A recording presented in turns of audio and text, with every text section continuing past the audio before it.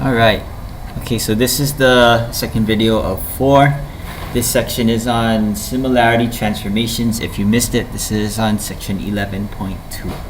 Okay, so for similarity transformations, a dilation is a type of similarity transformation. So dilations can be represented using the coordinate notation. This coordinate notation where k is the scale factor and the center of the dilation is the origin. Okay, so based on what this book says, k is going to be your scale factor, and the dilations are assumed to only be of the origin and not by a specific point. Okay, so what we know also, if you watch the other video, if the scale factor is greater than 1, that's called an enlargement. If the scale factor is between 0 and 1, that is called a reduction. Okay. Otherwise, that's pretty much it for the little short review. Okay. Here's the example. Okay. So for this question, for each pair of similar figures, you want to find a sequence of similarity transformations that maps one figure to the other. So sequence meaning more than one transformation. Okay. So if I were to start by doing this, this is going to be P prime right here. I'm going to reflect PQRS to TUVW. So what I'm doing is I'm reflecting it across the y-axis first. There's a couple ways that you could do this. I'm just going to do it this way. Q prime is going to be that point there. R prime is going to be this one here. And then S prime is going to be this one here. Okay, so you can go ahead and connect all those dots. So what this tells me is this is the reflection. This is the reflection over the y-axis, and our goal is to get the little tiny image on the bottom, the one TUVW. So PQRS is our pre-image, TUVW is our final image. Okay, so if I were to go ahead and label these points, you want to find a relationship between the x's and the y's. So again, our goal is to get this coordinate notation. So you want to find k, which is your scale factor. Okay. So here what we have, if we reflect it across the y-axis, P prime is going to be -3, 3. Q prime is -3, 6. R prime is -9, 6. S prime is going to be -6, 3. If I try to label the image points, T is going to be -1, 1. U is going to be -1, 2. V is going to be -3, 2. W is going to be -2, 1. Okay, so what we want to do is, well, first, just a little bit review from what we learned from Module 2. So Module 2 says that if you do a reflection over like the y-axis, so this means all of our y's are going to stay fixed.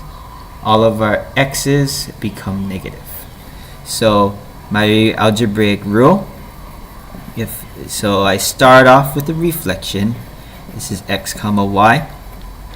And then the reflection is going to be all the x's turn negative, but all the y's stay constant. Okay. This next part here, so this takes care of the reflection. This is the reflection right here. And this one here is going to be a dilation of some sort. Okay, so if we had to look at this, we're trying to find a relationship between the x's and a relationship between the y's.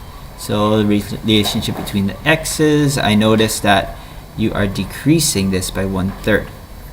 Okay, so dilation, so x comma y, so this one is decreased. So you're dividing by the x's by 3. In this one here, I see that you're dividing the y's by 3. So this is 1/3 y. Okay. Now, again, I'm not going to test you on the reflections, rotations, translation rules. We already did that. The main one I'm gonna focus on for this test is the dilation. Okay, so make sure you understand that this scale factor, once you find the scale factor, these two numbers have to be the same. Okay? Alright.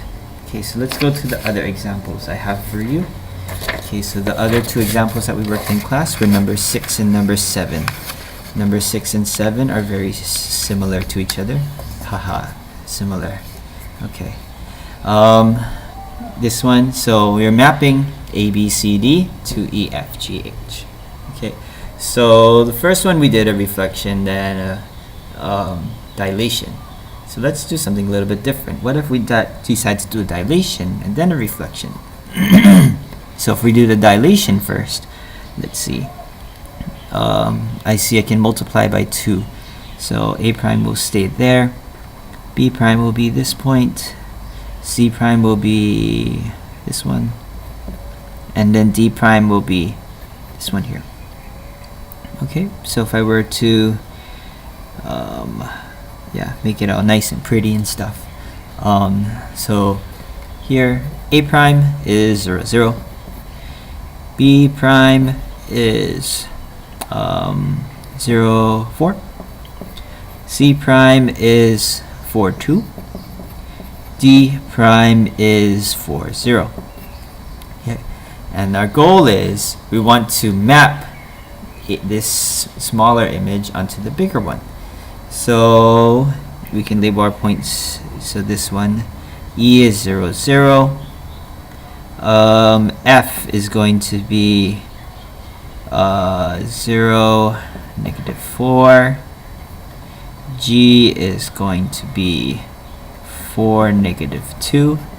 And then H is going to be 4, 0. Okay. So from here, what we notice is that this is if our last step was the reflection, that means we did a dilation first, and I'm gonna write the rule for that later. So it's x comma y something, and then we did a reflection at the end. So if we do a reflection, we reflected it across the x-axis. So if we look at the relation between the x's and the y's, notice that all the y's become negative. Our x's stay fixed, but our y's become the opposite, so negative. So that means the reflection rule is going to be x comma negative y. So that's our reflection. That's the last thing we do. But first, our main thing was to find the dilation. So if we're to find the dilation rule, so we have to figure out what we did in the beginning.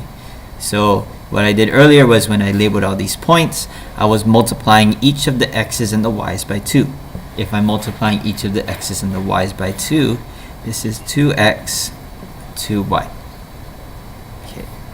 So notice, so this is going to be, and I'm making this larger. It's called an enlargement.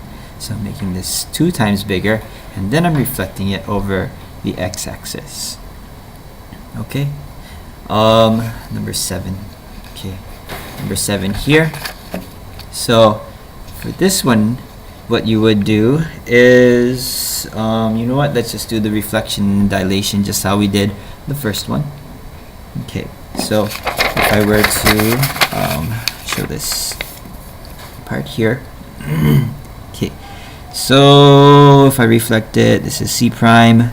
D prime is going to be 1, 2, 3, 4, 1, 2. This is D prime. E prime is going to be this point here. So this is there. So if I were to make it all nice and pretty and stuff, C prime is 0, 0. D prime is 4, 2. E prime is 4, 0. Okay, so this is C prime, D prime, E prime. Now if I wanted to compare the other coordinates, C is going to be 0, 0. A is going to be 2, 1. And B is going to be 2, 0. Okay, so the first thing we did was a reflection over the y-axis. So if we did a reflection, So what we notice is that, again, all the y's stay fixed, but all the x's turn negative. If all the x's turn negative, this is my output. It's going to be negative x, comma y. Next, we want to figure out the second sequence of transformations. So this is going to be a dilation. So this part here, you want to shrink the bigger one and make it smaller. If you notice all the x's are divided by 2. If all the x's are divided by 2, this is 1/2 x. And notice all the y's here, all the y's are divided by 2. 0 divided by 2 is 0, and 2 divided by 2 is 1. So this is 1/2 y. Okay. Now I want to show you something kind of interesting. Okay. So one way to also do this, if your goal is just to figure out the dilation part, you could just count the squares. So notice here, if this one is 2 units long, this length here is 4 units long, this side is proportional to this side. So since those sides are proportional, the dilation has to be 2. And you could check that by counting all the units of the other sides. So like if this one's 1, this one's 2, this one is 2, this one's 4, the dilation is a scale factor of 2. The harder part would probably be the slanted here. So if this slant is going across 2 squares, and then this slant is going across I guess 4 squares, I guess, but it's this slant is 2 times larger than that. So that's how you get the dilation is 2x, 2y. Just like this one here, what you could do is what you started off with was this. So this side is 4 units long, and this side is 2 units long. So 4 divided by 2. In order to get from CED to CBA, you're reducing it by a factor of 2. So it's opposite. So 2 divided by 4 will be 1/2. In this case, so you have the 2 here, you have 1 here. If you're reducing this, so you want to get from 2 units to 1 unit, this is just 1 divided by 2, so 1/2, and etc. So this will give you a brief overview into the similar triangles that I'll go over for 11.3.